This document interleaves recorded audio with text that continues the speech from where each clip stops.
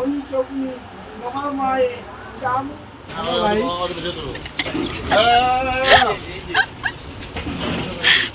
Hi hello everyone, আশা করছি তোমরা সকলেই খুব খুব ভালো আছো আর আমিও ভালো আছি তোমাদের ভালোবাসায়। তোমরা তো প্রায় সকলেই জেনে থাকবে আমাদের বাড়িতে কি কি পুজো হয় আর সেই সব পুজোর ভিডিওগুলো আমি তোমাদের সঙ্গে শেয়ার করি।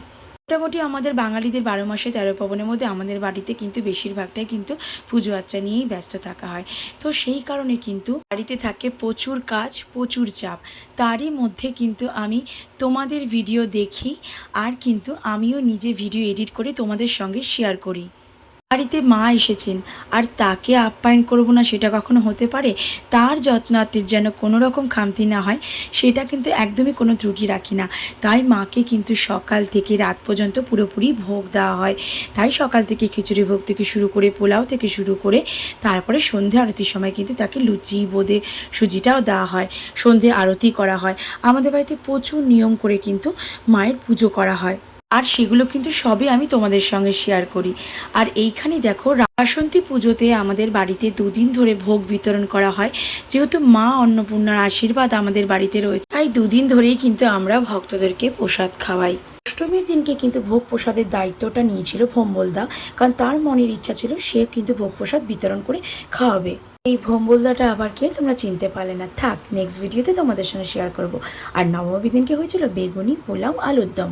যেহেতু বাসন্তী পুজোয় রামনবমী দিনটা পড়ে, তাই ওই দিনটাতে কিন্তু আমার বড় ভাসুর বজরংবলীর পুজো করেন আর ওই দিকটাই কিন্তু সামলান আমার বড়মহাশয়। একসাথে মিলেমিশে খুব আনন্দ করে আমরা কিন্তু ভক্তদেরকে প্রসাদ খাওয়াই।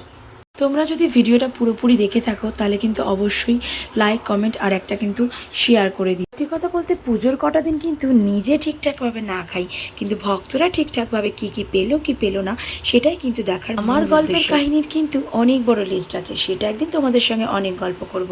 আর এইখানে দেখো, ফেসবুক থেকে পরিচয় আমার নম্রতার সাথে, কিন্তু খুবই মিষ্টি মেয়ে। ও কিন্তু এসে হাতে হাত লাগিয়ে কাজ করতে শুরু। ছিল কাঠ ফাটা গরম, তার মধ্যে গেল আমার সাজুগুজু নষ্ট হয়ে, তার মধ্যে রয়েছে অনেক কাজ।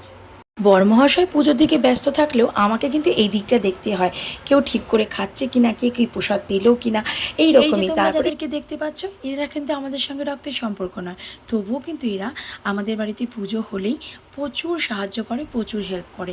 তো দেখো, দেখে দেখে প্রসাদ খেতে দেওয়া, কে প্রসাদ পেলো, এরাও কিন্তু আমাদের একদমই কাছে। এই 4টে দিন যে মা কিভাবে আমাদের আনন্দ দেন, কিভাবে যে কেটে যায় বোঝাই যায় না।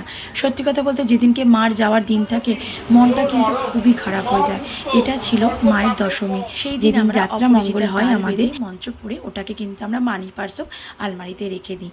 তো দেখো, এইরকম নিয়ম আর কার কার বাড়িতে হয়, কোথায় হয় আমাকে কিন্তু অবশ্যই জানাবে। যেহেতু বাড়ির পুজো আর দেশের বাড়ির পুজোর নিয়ম হিসাবে আমাদের বাড়িতে অনেক নিয়ম কানুন করে করা হয়। তো বন্ধুরা, কেমন লাগলো ভিডিওটা অবশ্যই জানাবে। নেক্সট ভিডিও আমরা কিন্তু মা দুর্গাকে নিয়ে কোথায় যাচ্ছি।